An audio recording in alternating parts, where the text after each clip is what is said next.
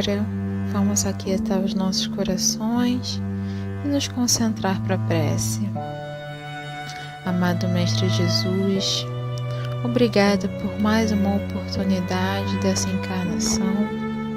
Obrigada, Mestre, pela presença dos bons espíritos, dos nossos mentores espirituais, sempre nos intuindo os bons pensamentos e boas vibrações.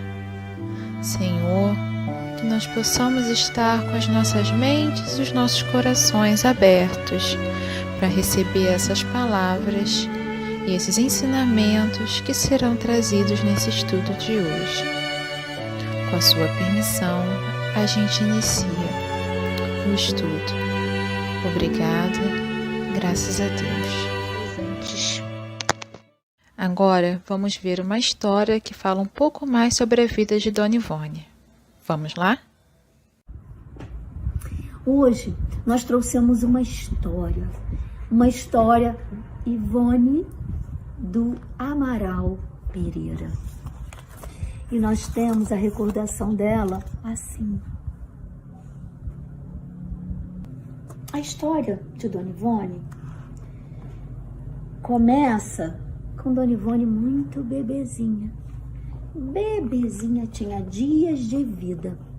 E a sua mãe estava muito feliz com a vinda de Ivone. Com pouquinhos dias, com 29 dias, ela se engasga e começa a tossir durante muito tempo. E a mãe, Ivone, o que foi, minha filha? O que foi? E Ivone passa muito mal. E todos acham que ela tinha desencarnado, morrido, porque parou de se mexer. E a mãe de Ivone chora muito, fica muito triste. Ai, minha filha. Mas num determinado momento, ela fecha os olhos e faz uma prece e conversa com Maria, mãe de Jesus. E diz: Maria, conforta o meu coração, protege a minha Ivone. Minha Ivone é tão amada. E depois dessa prece tão sentida, pedindo para Maria proteger Ivone, Ivone começa a se mexer. E a mãe de Dona Ivone pega Ivone. Ivone, minha filha, que bom que você está bem agora. Agradece a Maria, obrigada Maria por ter ouvido a minha prece. E assim, Ivone cresce. Assim, Ivone ainda menina, 4 anos. Ivone já via e ouvia os espíritos.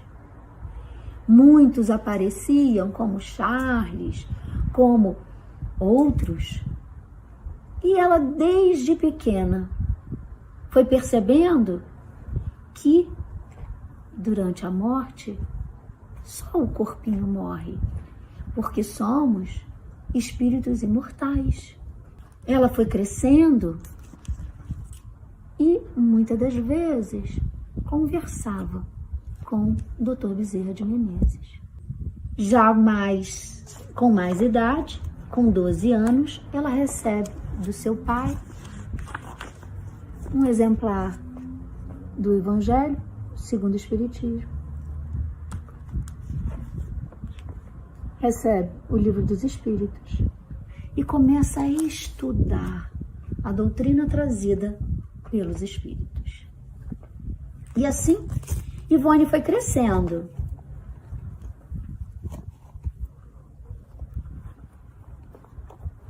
Trabalhando e aprendendo as lições de Jesus através da doutrina espírita. Conforme ela foi amadurecendo, seus cabelos foram agora ficando branquinhos. E ela conseguiu escrever através do desdobramento, onde durante o sono o seu corpinho dormia e o seu espírito ia no mundo espiritual recolher as informações para escrever e colocá-los todas em livro. E assim nos trouxe Memórias de um Suicida, que nos ensina e que nos alerta que a vida, o dom da vida oferecida por Deus a cada um de nós, precisa ser aproveitada, precisa ser respeitada e agradecida o tempo inteiro. Trouxe muitas outras obras, inclusive a trilogia, onde um dos livros é o Drama da Bretanha, aonde conta a sua própria história. Olá, galerinha! Tudo bem com vocês? Espero que sim. Como nós vimos até agora, o estudo de hoje é sobre a Dona Ivone do Amaral Pereira. Ela foi uma médium espírita brasileira que viveu aqui no Rio de Janeiro. Nós vimos, na história que passamos anteriormente, informações sobre o seu nascimento, sua vida e algumas das suas obras. Então, agora nós vamos conversar um pouquinho sobre um fato muito importante da sua existência, a mediunidade. Mas vocês sabem o que é mediunidade? De acordo com o livro O Evangelho segundo o Espiritismo, o Livro dos Espíritos e o Livro dos Médiuns, que são os livros da codificação espírita compilados por Allan Kardec, a mediunidade é a capacidade que permite o intercâmbio, ou seja, a comunicação com os espíritos. Ela faz parte da nossa condição orgânica e todos nós a temos, em maior ou menor grau. Ela pode se manifestar na forma de ver, ouvir e falar com os espíritos, como também através de sonhos, intuições, premonições e diversas outras formas. Ela era considerada médium porque desde a infância, aos 4 anos de idade, ela já se comunicava com os espíritos. Para ela, isso era tão normal que eles até pareciam pessoas encarnadas. Quando ela já estava adulta, manteve contatos regulares com espíritos como Dr. Bezerra de Menezes. A sua mediunidade foi considerada muito diversificada. Pelo desdobramento noturno, ou seja, aquele momento em que o corpo físico dorme e o espírito sai para trabalhar, para entrar em contato com outros espíritos, ela visitava o mundo espiritual, amparada por seus orientadores. E nessas visitas, ela coletava informações sobre histórias para seus livros, que até hoje nós lemos. Dona Ivone possuía também a mediunidade de psicografia, psicofonia, a mediunidade de efeitos físicos. Ela, inclusive, realizou em algumas sessões a materialização de alguns objetos. Mas os trabalhos que ela mais gostava de fazer, no campo da mediunidade, eram os de desdobramento, psicofonia e o de receituário homeopático. Ela trabalhou como médium psicógrafa e receitista, assistida por espíritos de grande elevação espiritual, prescrevendo receitas homeopáticas. A sua vontade de ajudar era tão grande que ela costumava ler nos jornais locais os nomes de pessoas que desencarnaram e orava por eles constantemente, chegando a catalogar esses nomes em um livro de preces criado por ela mesma. Por tudo isso que realizou em sua vida como médium espírita, Dona Ivone é considerada uma das maiores médiuns do nosso país. Dotada de preciosas faculdades mediúnicas, ela sempre usou a sua mediunidade a serviço do bem. Trabalhou em favor do próximo sempre com respeito, comprometimento e amor. Exerceu a sua mediunidade com base nos ensinos de Jesus e seguiu sempre as orientações dos livros da codificação espírita e os conselhos de seus mentores espirituais. Na noite do dia 9 de março de 1984, Dona Ivone desencarnou durante uma cirurgia aos 83 anos, mas cumpriu com dignidade o seu trabalho mediúnico, exercido com amor e total devotamento ao próximo.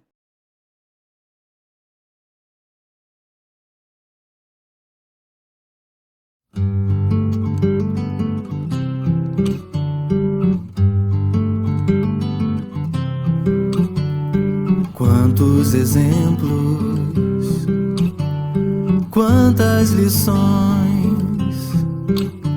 ao longo do tempo,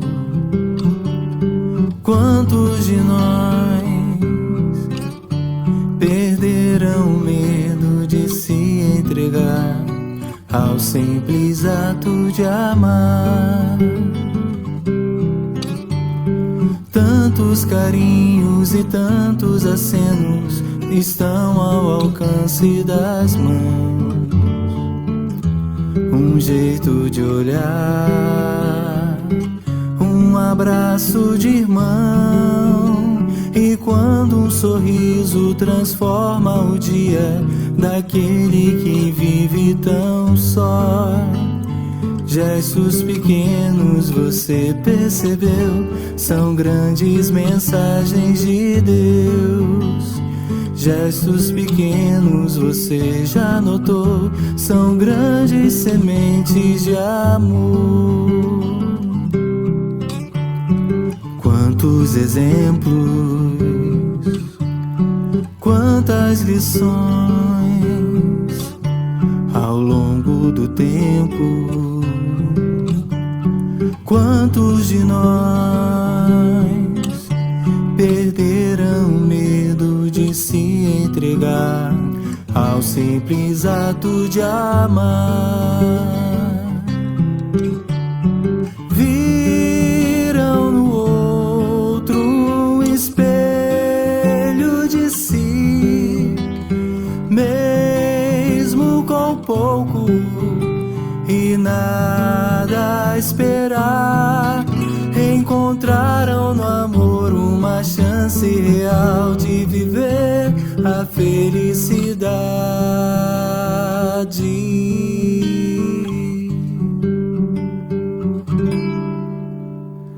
Tantas histórias cantadas ao vento nos trazem momentos de paz. Um simples calar para ouvir e escutar. Tanto conforto também recebemos de quem nos estende a mão. Gestos pequenos, você percebeu, são grandes mensagens de Deus. Gestos pequenos, você já notou, são grandes sementes de amor. De amor, de amor. Quantos exemplos, quantas lições ao longo do tempo. Quantos de nós perderam o medo de se entregar ao simples ato de amar?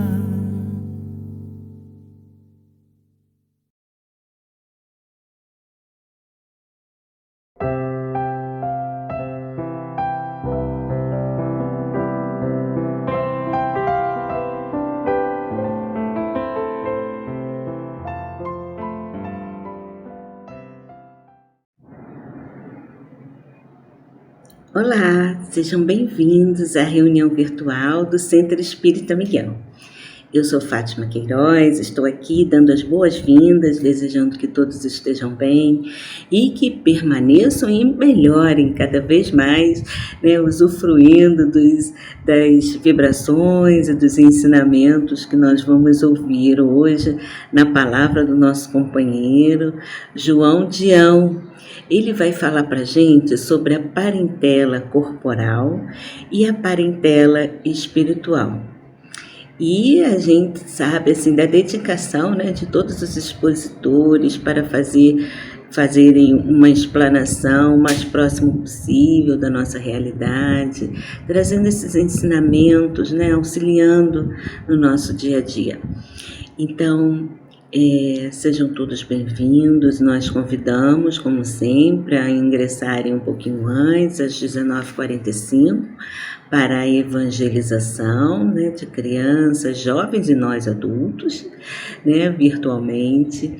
E também convidamos para acessarem as informações que estão aqui na descrição do vídeo, aqui embaixo, no nosso jornalzinho mensal. Então é sempre importante a gente estar revendo o jornal, né, porque traz informações interessantes a cada mês e situações que envolvem a Casa Espírita, não só de informações de atividades, mas também as campanhas assistenciais que são feitas, os horários de funcionamento das reuniões presenciais, cursos, evangelização da família, de como funciona e como nós precisamos de ajuda nas campanhas de doação de cesta básica. Então, é importante a gente entrar em contato com um jornalzinho, né, com o informativo do SEM, que também, além dessas questões que eu já abordei, também traz, assim, muitas mensagens fortalecedoras. Então, fica sempre esse convite, né? Relembrando que existe uma recepcionista que acompanha toda a reunião e ela está também disponível para tirar as dúvidas necessárias após ao término da explanação. Tá bom? Então, fiquemos em paz, felizes pela oportunidade de estarmos, né, com a nossa saúde mental para podermos acompanhar a explanação da noite de hoje. Que Jesus esteja em cada lar onde vocês estiverem, que a gente possa sempre confiar nessa companhia amorosa. Graças a Deus.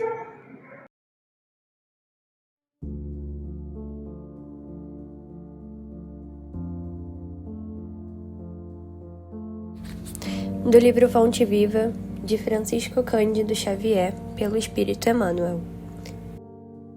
Parentes. Mas se alguém não tem cuidado dos seus, e principalmente dos da sua família, negou a fé e é pior do que o infiel. Paulo, 1 Timóteo, capítulo 5, versículo 8. A casualidade não se encontra nos laços da parentela. Princípios sutis da lei funcionam nas ligações consanguíneas. Impelidos pelas causas do passado a reunir-nos no presente, é indispensável pagar com alegria os débitos que nos emanam a alguns corações, a fim de que venhamos a solver as nossas dívidas para com a humanidade. Inútil é a fuga dos credores que respiram conosco sob o mesmo teto, porque o tempo nos aguardará implacável, constrangendo-nos à liquidação de todos os compromissos. Temos companheiros de voz, adocicada e edificante na propaganda salvacionista, que se fazem verdadeiros trovões de intolerância na atmosfera caseira, acumulando energias desequilibradas em torno das próprias tarefas. Sem dúvida, a equipe familiar no mundo nem sempre é um jardim de flores. Por vezes, é um espinheiro de preocupações e de angústias, reclamando-nos o sacrifício. Contudo, embora necessitemos de firmeza nas atitudes para temperar a afetividade que nos é própria, jamais conseguiremos sanar as feridas do nosso ambiente particular, com o chicote da violência ou com o emplastro do desleixo. consoante a advertência do apóstolo: se nos falha o cuidado para com a própria família, estaremos negando a fé. Os parentes são obras de amor que o Pai compassivo nos deu a realizar. Ajudemo-los, através da cooperação e do carinho, atendendo os desígnios da verdadeira fraternidade. Somente adestrando a paciência e a compreensão, tolerância e bondade, na praia estreita do lar, é que nos habilitaremos a servir com vitória, no mar alto das grandes experiências.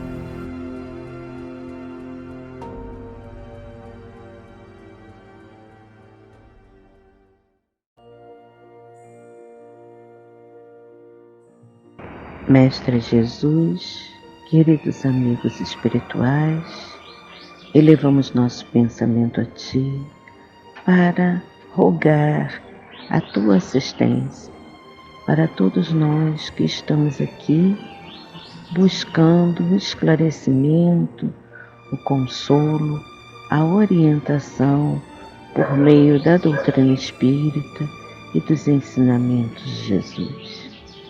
Que a Tua luz, Senhor, possa se estender a todos aqueles que também sofrem, que precisam da aproximação amiga para se sentirem fortalecidos nos seus dia a dia, nos seus desafios.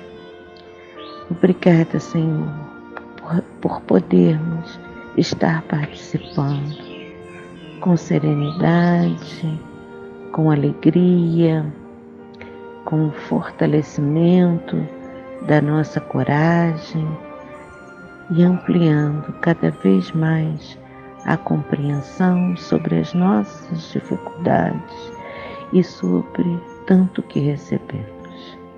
E assim, agradecemos pela noite de hoje, pelos estudos, pelas reflexões que serão trazidas.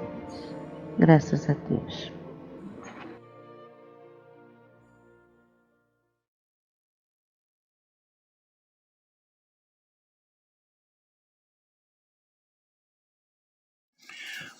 Boa noite, meus irmãos. Meu nome é João Dião da Cunha e eu sou um trabalhador do Centro Espírita Miguel. Nós estamos estudando o nosso Evangelho nessa noite, no capítulo 14, que tem o título Honra a teu pai e tua mãe, e nós vamos estudar o item número 8, que tem o título Parentesco Corporal e Espiritual. Antes de nós entrarmos no tema, vamos fazer algumas considerações. Primeiro, nós como espíritas sabemos que vimos de N reencarnações atrás, né? Com falhas, com acertos e às vezes até mesmo com desafetos, com problemas do passado que nós no corpo físico não temos como compreender. Alguma coisa a gente até consegue, né? A partir do nosso comportamento atual, a gente consegue mais ou menos deduzir algumas atitudes que tomamos no passado, hábitos, bons hábitos nocivos que trazemos. Mas na realidade só vamos ter um conceito exato quando retornarmos à parte espiritual. E é o que nos acontece quando retornamos. Nós carregamos de volta, no retorno à parte espiritual, todas as nossas virtudes e os nossos defeitos, né? E lá é que nós vamos conhecer, a partir de um determinado ponto, a gente vai começar a conhecer aquilo que fizemos no passado, os compromissos que assumimos e não conseguimos cumprir, algumas pretensões que tínhamos e não conseguimos alcançar. Vamos ter uma realidade para nós do que nós somos realmente. E algumas vezes, em alguns momentos, a gente vai querer retornar, né? Para consertar algumas falhas, enfim, ou até para sofrer algum teste. Por isso é que nosso planeta está naquela classe de planeta de provas e expiações. Os nossos problemas nas nossas encarnações são sempre ou provas, ou seja, nós assumimos a nossa falha no mundo espiritual antes de encarnarmos, conseguimos aprender como agir para consertar aquela falha, pedimos para voltar e trazemos uma prova, que a gente precisa passar por uma prova para saber se realmente a gente já aprendeu aquela lição. Ou então é uma expiação, a gente precisa passar por aquilo, né? Necessita passar, não é gratuito. Você sabe que o acaso não existe. Então a gente desce, volta para essa encarnação e aqui a nossa vida vai continuar considerando-se aquelas provas ou expiações que a gente tem para cumprir, né? Agora vamos entrar no nosso tema efetivo dessa noite. Depois vocês vão entender o porquê que eu fiz esse comentário.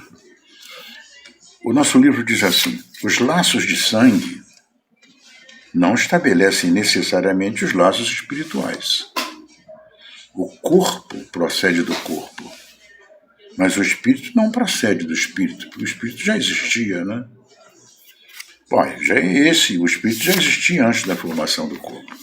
Os pais não geram o espírito do filho, fornecem apenas um envoltório corporal, gerando o corpo físico. Cabe aos pais ajudar o desenvolvimento intelectual e moral desse filho. Mas as falhas que nós trazemos, algumas, eles não conseguem superar. E a gente, aqui nessa vida, acaba muitas das vezes, continuar cometendo os mesmos erros que cometemos no passado. Olha só que curioso. Os espíritos que se encarnam numa determinada família espiritual, sobretudo como parentes, encarnam nessa mesma família, até mesmo como parentes próximos, não apenas pai, mãe e filhos, não. Às vezes como primo, sobrinho, tio, enfim, parentes ligados àquela família, fisicamente. Esses espíritos são, o mais frequentemente, espíritos simpáticos, a maior parte, geralmente, são espíritos que se encarnam, se dão muito bem um com o outro, não tem problema nenhum, mas a gente conhece casos de pessoas. No nosso dia a dia, a gente conhece casos de espíritos irmãos que não se dão bem, o pai e a mãe que discutem com os filhos e criam uma série de problemas. Ontem mesmo eu vi no noticiário uma irmã que conseguiu denunciar o irmão, porque o irmão é viciado, e o irmão prometeu e gravou isso. Ela gravou ele dizendo isso, né? A mãe ligou porque ele estava agredindo uma senhora idosa, tem uns 30 e poucos anos, agredindo a mãe, dizendo que ia matá-la para vender a casa para poder utilizar o dinheiro à vontade. Ele morava com a mãe, a irmã é casada, e a irmã conseguiu denunciar e foi preso. Um filho querendo matar a mãe não é o primeiro. E, lamentavelmente, provavelmente não vai ser o último. A gente vê casos desse tipo. Eu conheci uma família, aqui próximo, essa família já não mora mais aqui já há muitos anos. Quando eu vim morar nessa casa que moro atualmente, eu conheci uma família. A mãe já tinha falecido quando os filhos eram pequenos, e os filhos foram criados pela avó e pelo pai, né? 2 rapazes. Quando nós chegamos aqui, um desses rapazes teria hoje uns 50 anos de idade, porque ele era mais ou menos 2 ou 3 anos mais velho que o meu filho mais velho, que está com 47. 2 irmãos completamente diferentes um do outro, em termos de comportamento social, de comportamento moral, completamente, não tinham nada a ver, eram 2 irmãos, filhos do mesmo pai, da mesma mãe, criados pela mesma avó.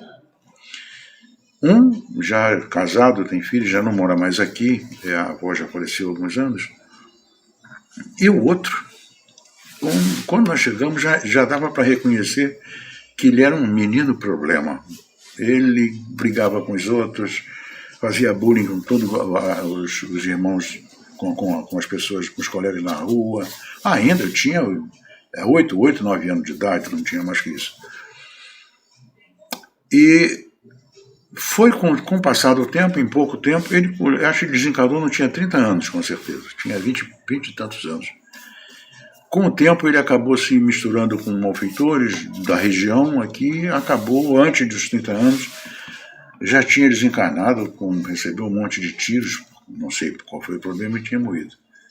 Irmãos criados pelo mesmo avô, do mesmo jeito. O outro, uma pessoa maravilhosa, família constituída, pessoa seríssima. Estranho, né? A gente vê isso no dia a dia. Se vocês conhecem, provavelmente, cada um de vocês que estão me ouvindo deve conhecer casos semelhantes, né? Isso é uma comprovação do que diz o nosso Evangelho hoje.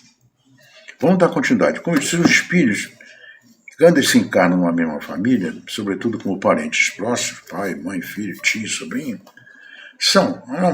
geralmente, o mais frequentemente, são espíritos simpáticos, dão bem, que levam uma vida normal, ligados por relações anteriores, e que se traduzem pela afeição durante a vida terrena, ou seja, são pessoas na sua mesma família espiritual. A maior parte dos casos são desses. Mas pode acontecer que esses espíritos que se encarnam sejam completamente estranhos uns para os outros. Esses dois irmãos provavelmente estavam nessa condição. Separados, inclusive, por antipatias igualmente anteriores, de encarnações anteriores, que se traduzem também por seu antagonismo na Terra, a fim de lhes servir de prova. Ou então, muitas das vezes, como eu disse, uma expiação, precisa pagar aquela dívida que você assumiu com aquela pessoa, né? Mas ele precisa, muitas das vezes, nem sempre, em geral, a maior parte das nossas encarnações, gente mais ou menos desse nosso padrão moral, escolhe a própria condição na espiritualidade. Tem condição de escolher isso. Eu quero passar por isso. Muitas das vezes aquela pessoa que diz que não pediu para nascer está completamente enganada. Às vezes não pediu não, implorou. Porque tem uma dívida tão grande, precisa consertar tantas coisas, que pede para nascer com uma condição, inclusive, que a espiritualidade muitas das vezes sabe que ele não vai ter condição de suportar. Aí dá só um pouco, uma parte apenas daquelas dificuldades que ele vai sofrer, e não todas. Fica devendo ainda uma parte para uma próxima oportunidade. Existe um ditado que a gente conhece muito bem: Deus dá o frio conforme o cobertor. E é uma realidade. A gente, quando reencarna, a gente às vezes pede uma carga muito maior, porque a nossa dívida é tão grande que a gente quer resolver aquilo tudo de uma vez. Mas a espiritualidade sabe que você não vai ter condição. Então, dá para nós o frio, ou seja, a carga de frio, a carga de sofrimento, conforme o cobertor, ou seja, conforme a nossa condição de superar aquilo. Nunca nos deixa um sofrimento acima do que a gente teria condição de suportar. Eles sabem qual é a condição. Então, muitas das vezes, a gente não pede para nascer, sim, implora para nascer, porque precisa consertar aquelas falhas. Olha só, ele completando assim: e como a gente vem nessa casa é para servir de prova, ou então uma expiação, em relação a nasce naquela família com, vamos dizer assim, um desafeto espiritual, para consertar aquilo tudo que você precisa, né? Os verdadeiros laços de família não são, portanto, aqueles da consanguinidade, são os laços da família física. Mas os de simpatia e da comunhão de pensamento, esses que são os verdadeiros laços da família, que são laços da família sólida, e o laço de uma família espiritual, de espíritos amigos, ligados do mesmo padrão na espiritualidade. Os verdadeiros laços não são, portanto, aqueles da consanguinidade, mas aqueles da simpatia e da comunhão de pensamentos que unem os espíritos antes, durante e após a encarnação. A gente, quando desencarnar, não vai encontrar apenas os nossos parentes, meu pai, minha mãe, meus irmãos que já desencarnaram, desta família. Provavelmente, como nós nos dávamos muito bem, nunca tivemos problema, vamos conviver no mundo espiritual no mesmo patamar, na mesma família espiritual, provavelmente. Mas vamos encontrar outros que já conviveram conosco em outras encarnações anteriores e que vão, provavelmente, conviver nas próximas encarnações. Né? De onde segue que dois seres que nasceram de pais diferentes podem ser mais irmãos pelo espírito que se fosse pelo sangue, claro. A gente conhece casos de pessoas que a gente nunca viu, nunca conheceu e simplesmente encontra essa pessoa, faz uma amizade, e eu tive casos há bem pouco tempo, inclusive, durante 30, 40 anos, amigos muito ligados, nítida, ainda tem alguns nessa mesma condição, com pessoas com quem eu me dou muito bem, enfim, uma série grande de amigos que, graças a Deus, estão próximos de mim. Não só na nossa casa espírita, mas como fora dela. Então, que muitas das vezes tem conosco uma condição de relacionamento mais profunda e amorosa do que se fôssemos irmãos. Eu tenho uns 2 ou 3 exemplos disso, de irmãos que já desencarnaram, que nos davam muito bem. Eram pessoas fantásticas, maravilhosas. Completamente diferentes de condição física e condição intelectual, alguns muito superior a mim, eu não tenho muita cultura, mas que me ensinavam maravilhosamente bem, em termos de compreensão, de entendimento, nunca tiveram problema nenhum. Certamente são espíritos que estão ligados à nossa família espiritual, do mesmo patamar, né, espiritual em que nos encontramos. E que nos reencontramos aqui não necessariamente com irmãos, sobrinhos ou tios, né?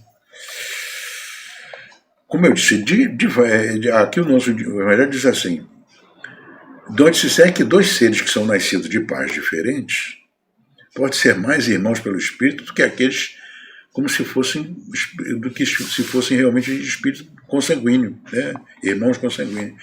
Podem, pois, atrair-se, procurar-se, tornar-se amigos, enquanto dois irmãos consanguíneos podem repelir-se como vemos todos os dias. A gente conhece, né, esses dois irmãos, não sei se chegaram a brigar, mas eles me parece que não se davam relativamente bem um com o outro. O problema dele era na rua, mas era um comportamento completamente diferente do irmão. Foi criado pela mesma avó, a mãe morreu quando eles eram muito jovens. Então, esses irmãos podem se atrair, procurar, se tornar-se amigos, enquanto dois irmãos consanguíneos, muitas das vezes, podem se repelir, como nós vemos todos os dias. Problema moral que só o Espiritismo poderia resolver pela pluralidade das existências. Só a partir da pluralidade das existências que nos permite a reencarnação e, consequentemente, a lei de causa e efeito, que nos mostra, né, que não existe efeito atual sem uma causa anterior. Então, nós sabemos que o que nós somos hoje é uma herança nossa, moral, do passado, e algumas vezes até física mesmo, né? Aí, dando continuidade ao que o nosso Evangelho diz assim, há, portanto, duas espécies de famílias. As famílias por laços espirituais e as famílias por laços corporais. A primeira, os laços espirituais, são famílias mais duradouras, fortificam-se pela purificação e se perpetuam no mundo dos espíritos, através das diversas migrações da alma, ou seja, aquilo que eu falei antes, esses amigos meus que eu perdi algum tempo atrás, que eram grandes amigos, certamente são amigos ligados na minha família espiritual, porque nós nos dávamos maravilhosamente bem. E certamente são irmãos dessa mesma família espiritual. Um deles nem era carioca, era nordestino, grande amigo meu. Os dois principais eram nordestinos, por incrível que pareça. Não nasceram aqui no Rio. As segundas famílias, frágeis, como a própria matéria é muito frágil, que são as famílias físicas, família por laços corporais, extinguem-se com o tempo, inclusive. Veja, de acordo com as nossas condições, essas famílias, essas pessoas dessa família não vão se encontrar, talvez nunca mais se encontrem. Se forem apenas famílias por laços corporais, não forem famílias da mesma família espiritual, provavelmente não vai se encontrar mais. É perfeitamente possível. Existe uma pergunta que alguém fez, que já me fizeram essa pergunta também, que disse assim: então quer dizer que nós tivemos diversos pais, diversas mães? Sim, por que não? De acordo com no mundo espiritual, eu provavelmente quando desencarnar vou espero encontrar meus pais e meus irmãos, né? Eu espero, não sei se vou encontrar, não vou ter condição para isso, mas eu espero encontrar, ou não, de repente eles já estão encarnados, e meus pais sobretudo já desencarnaram há muitos anos, então a gente não vai se encontrar, talvez lá na frente, numa próxima encarnação, daqui a algumas duas ou três encarnações para frente, a gente volte a se encontrar e se dá bem como nos demos dessa vez, né? Mas não necessariamente. Então tivemos diversos pais, como tivemos diversas mães e diversos irmãos, com certeza, em outras encarnações anteriores. A segunda, como eu disse, as famílias corporais se extinguem com o tempo e quase sempre se dissolvem moralmente já na vida atual. Já se separam. Quem não conhece casos de pessoas que se desvencilham da família, não quer nem ouvir falar, e vive desligado da família física, porque não é a família dele, né? A história de vida dele é outra, a ideia de vida dele é outra, não daquela família onde ele nasceu. Não necessariamente sem briga, mas pode se desligar. Olha só, foi aquilo que disse Jesus, que quis Jesus fazer entender, dizendo para os discípulos: eis minha mãe e meus irmãos. Conhecem essa passagem, né? Em que Jesus estava numa festa, num banquete, numa casa de umas pessoas, era uma reunião com muita gente.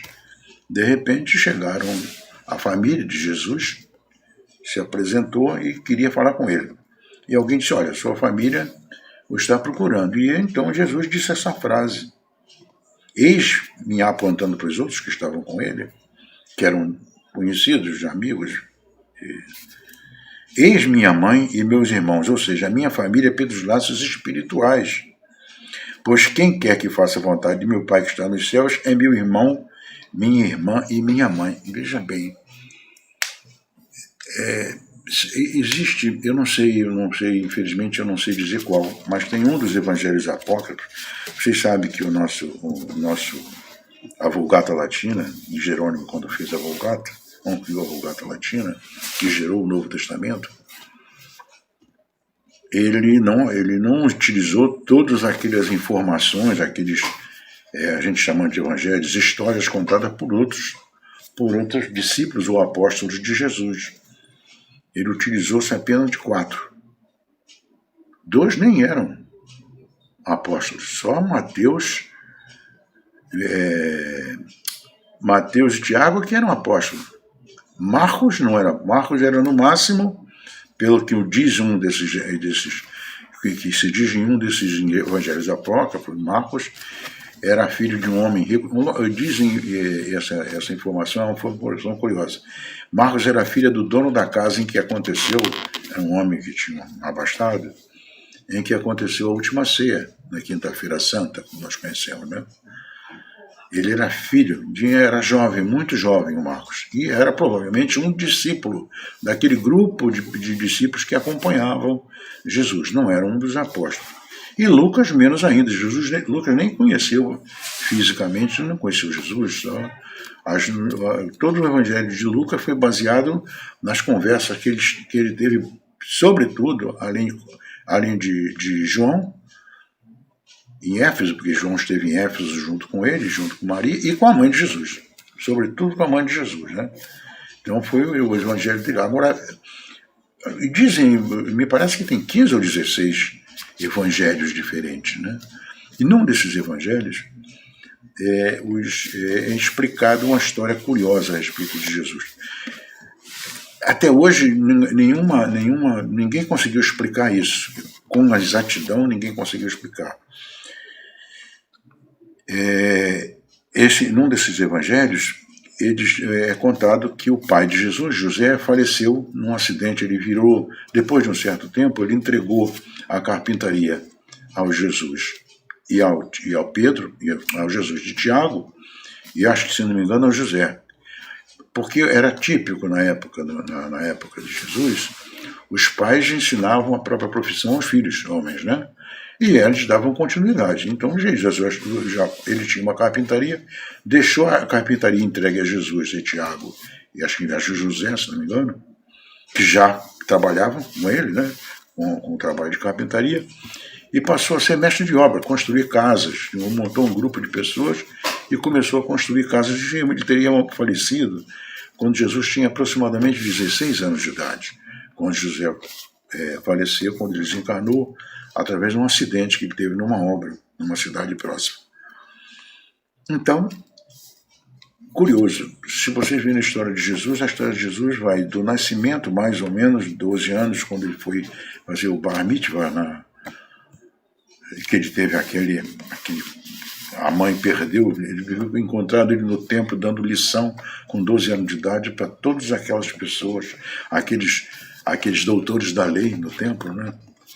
Então só se conhece um pouco da história de Jesus, na realidade, dos 30 anos aos 33, 29, 30 anos, quando ele foi à procura de Pedro, de João Batista, se batizou e tal, e partiu para a missão dele, que durou mais ou menos 3 anos.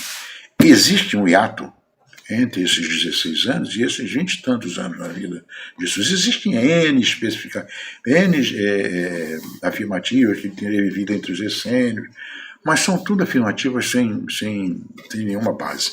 Só tem uma coisa que se aparece exatamente nesse fato, quando ele disse para os eis minha filha e eis minha mãe e eis os meus irmãos, apontando para eles, não para aqueles que estavam lá de fora.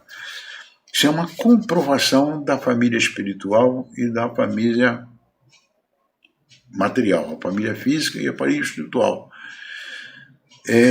Sabe-se, a hostilidade dos seus irmãos, já está escrito aqui no nosso Evangelho, a hostilidade dos seus irmãos já está claramente expressa no relato de Marcos. Marcos é que faz esse relato. Desde que, segundo Marcos, eles se propunham a apoderar-se dele sob o pretexto de que ele perdera o juízo. Sabe-se que os irmãos não se davam bem com Jesus, por causa talvez desse abandono, porque ele largou tudo na mão dos outros e foi a vida dele, não se sabe para onde, né? Só retornou. Quando ele retornou, havia uma animosidade dos irmãos o tempo inteiro, não de Maria, mas dos irmãos havia uma animosidade muito grande com relação àquele abandono que ele deixou da família, né?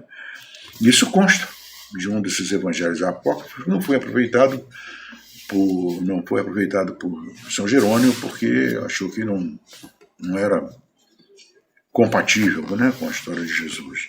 Mas sabe-se que ele, quando ele disse isso, ele na realidade estava querendo dar para nós um ensinamento, mostrando para aquelas pessoas todas que não existe apenas a família corporal, material. Existe a família espiritual funcionando.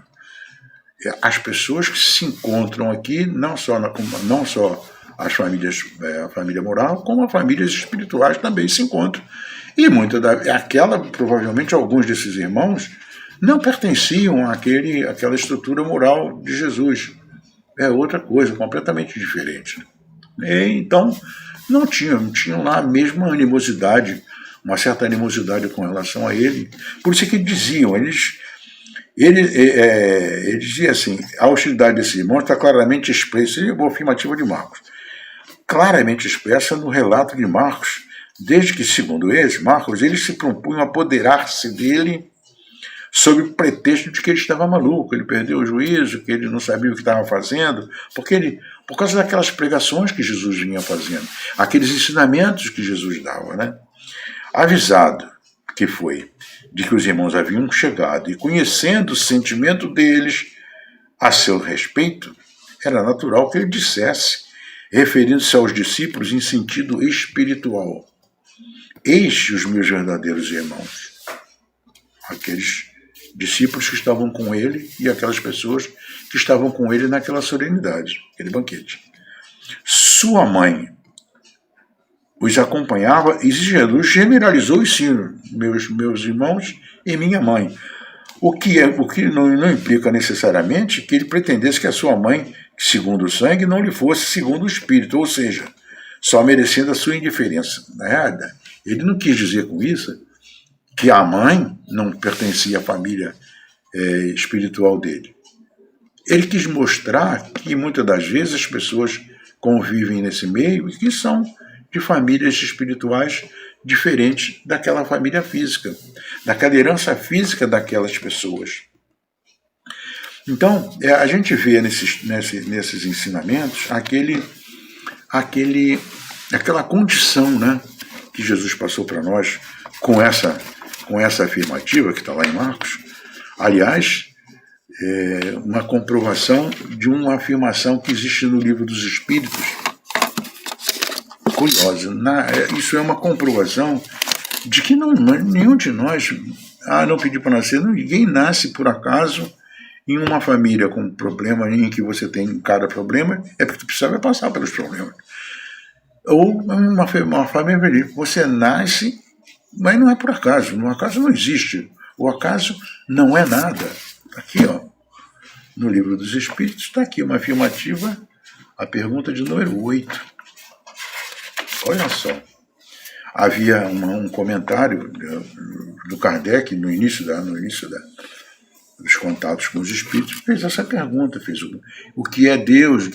Deus é a entidade suprema, criador Deus é a inteligência suprema, a causa primária de todas as coisas. Mas ele começou a fazer perguntas. Uma das perguntas do Kardec é essa aqui, a de número 8, que diz assim: o que pensar? O que nós podemos pensar da opinião que geralmente se atribui à formação primária, formação simples, e a uma combinação fortuita da matéria, ou seja, uma combinação por acaso? A resposta dos espíritos: um absurdo. Que homem de bom senso pode considerar o acaso como um ser inteligente? O acaso não existe. Além disso, o que é o acaso? O acaso não é nada.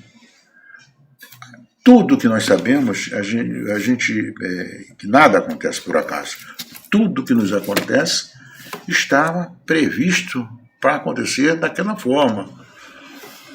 A gente pode imaginar que não, que foi uma situação fortuita que levou aquilo. Geralmente as nossas mazelas, as nossas falhas, como eu disse antes, são trazidas por nós de encarnações anteriores, que nos levam muitas das vezes a passar por problemas nessa encarnação atual, em relação àquele problema que a gente teve no passado.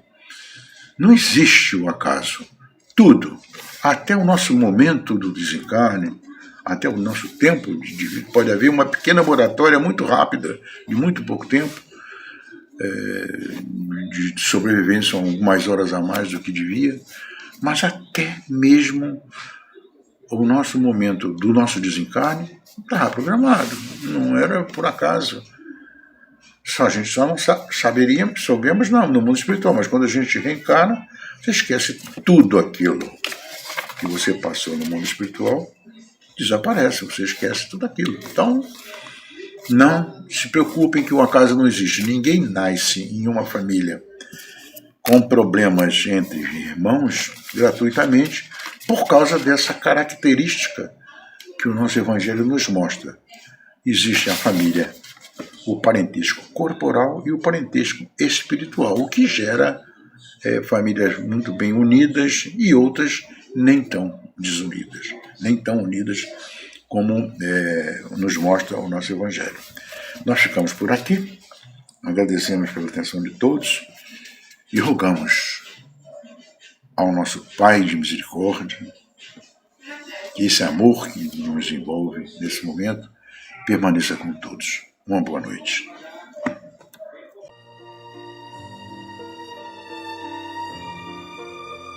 Divino Mestre Jesus, amigo incondicional de nossas horas, ao encerrarmos a exposição da noite de hoje, tornamos a Ti, Senhor, agora para Te agradecer pelo amparo recebido da espiritualidade presente em nossa casa de oração, que, com seu amor e a compreensão das nossas limitações, nos intuiu, permitindo que pudéssemos expor o tema do estudo do Evangelho programado, auxílio precioso recebido, sobretudo, pela nossa própria necessidade evolutiva do aprendizado da nossa amada doutrina espírita. E Divino Mestre, como eternos pedintes que somos, te rogamos ainda que permitas que essas vibrações de amor que envolvem nossa casa nesse momento possam alcançar a todos aqueles irmãos necessitados presentes nesse encontro, em nossas mentes e em nossos corações. Que o teu amor e a tua paz permaneçam envolvendo a todos nós. Que assim seja, graças a Deus.